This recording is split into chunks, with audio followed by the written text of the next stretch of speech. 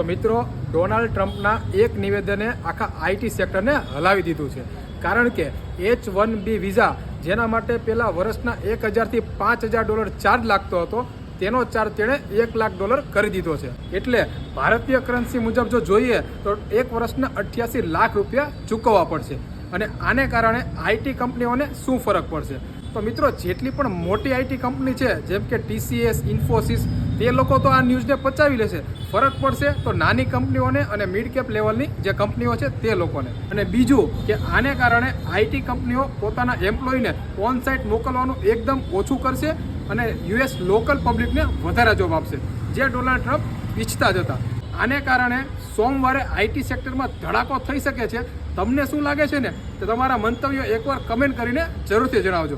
બાકી માર્કેટની આવી જ અવનવી અપડેટ અને ઇન્વેસ્ટમેન્ટ આઈડિયા માટે અમારી સાથે જોડાયેલા રહેજો. આ પેજને ફોલો કરી દેજો, રીલને શેર અને લાઇક કરવાનું ભૂલતા નહીં.